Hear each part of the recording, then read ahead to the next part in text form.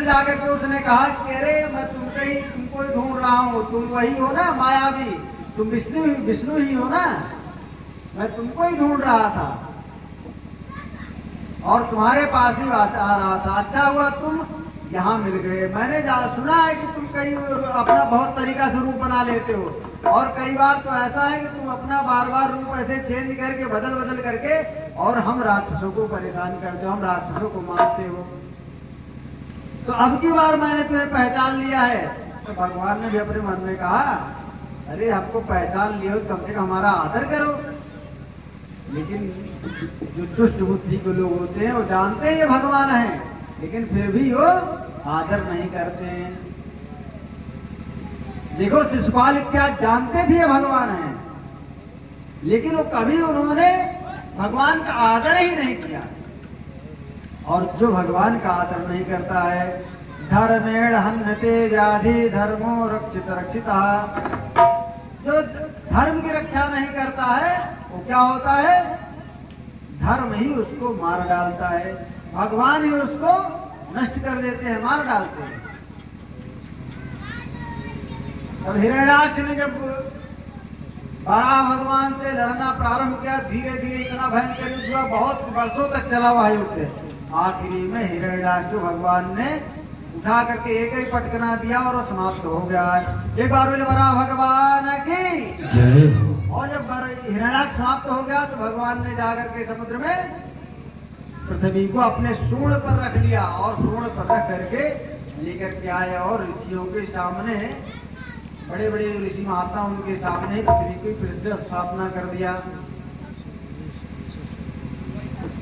जब इतना परीक्षित ने ऐसे सुना तो परीक्षित ने कहा, महाराज ये बताइए सृष्टि के प्रारंभ में ही इतनी बड़ी घटना हो गई, सृष्टि के प्रारंभ में इतनी बड़ी घटना हुई, तो अन्य जो राजा हैं उनको इससे क्या शिक्षा लेना चाहिए। तब सुखदेव जी ने कहा, भैया देखो जो अन्य राजा हैं वो क्या करें, अपनी हिरण्याक्ष वाली बुद्धि को त्याग दें, क्योंकि हिरण्याक्ष बुद्धि जहां पर होती है वहां पर क्या होता है, कष्टयुक्त जीवन हो जाता है। धन के लिए आप जितना संग्रह करेंगे परेशानी उतने धीरे धीरे बढ़ती हुई चली जाएगी। संग्रह जितना करेंगे, संग्रह में ही परेशानी है। जो जितने बड़ा जो है धनी है उतने ज्यादा परेशान है, और जिसके पास धन ना हो वही सबसे ज्यादा सुखी है। देखो धन होना चाहिए,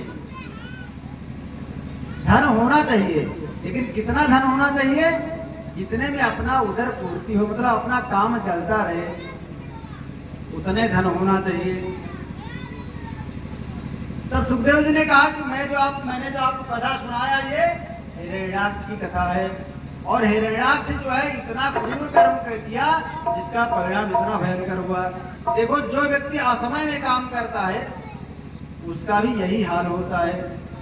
असमय का दुष्परिणाम ऐसा होता है, काल का जो ध्यान नहीं रखता है, भगवान शिव जी क्या करते हैं, उसके उस फल को इतना अविच्छिन्न रूप धारण कराते हैं, इतना कष्टमय रूप बना देते हैं कि वह व्यक्ति स्वयं तो परेशान होता है और साथ साथ पूरा परिवार भी परेशान हो जाता है।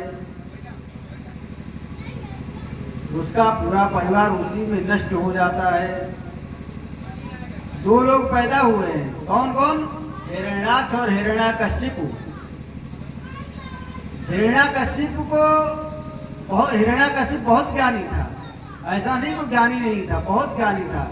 जब हिरण्याक्ष मर गया है तो हिरण्याकश्यप ने अपनी माता जी को बहुत समझाया है, दिति बहुत समझाया,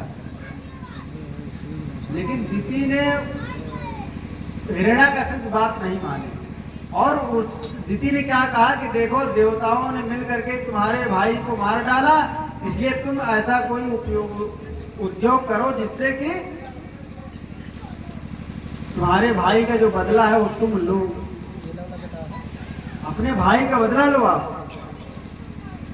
क्योंकि हे पुत्र, अगर तुम अपने भाई का बदला नहीं लेते हो तो जो देवता, ये तुम लोगों का जो हमारा राक्षस खानदान है वो समाप्त हो जाएगा।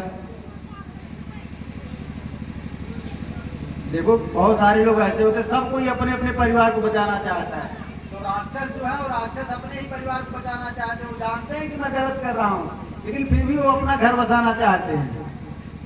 दीदी ने कहा कि आप जो है बदला लीजिए, अगर आप बदला नहीं लेते हैं तो निश्चित है एक न एक दिन जो है हमारा पूरा परिवार नष्ट हो जाएगा। और जब इस प्रकार से भगवान ने जो है सुखदेव जी ने कथा बताया, तब सुखदेव जी ने कहा कि देखो एक उदाहरण मैं और दे रहा हूं। तो कौन सा है? करदम जी का और भगवान जो है कपिल देव जी का। करदम जी का और देवहूति का संवाद है, और कपिल देव जी का। ये कथा थोड़ा सा विस्तार हो सकती है, लेकिन फिर भी मैं छोटे में ही कथा में नहीं जाऊंगा, कथा के पहले ही विश्राम करूंगा। ये कथा कैसे है? सुखदेव जी ने क्या बताया कि जो स्वयंभू मनु है, स्वयंभू जो मनु है, उन्होंने क्या किया कि अपनी पुत्री का देवहूति का विवाह करने के लिए वो वर को ढूंढ रहे थे।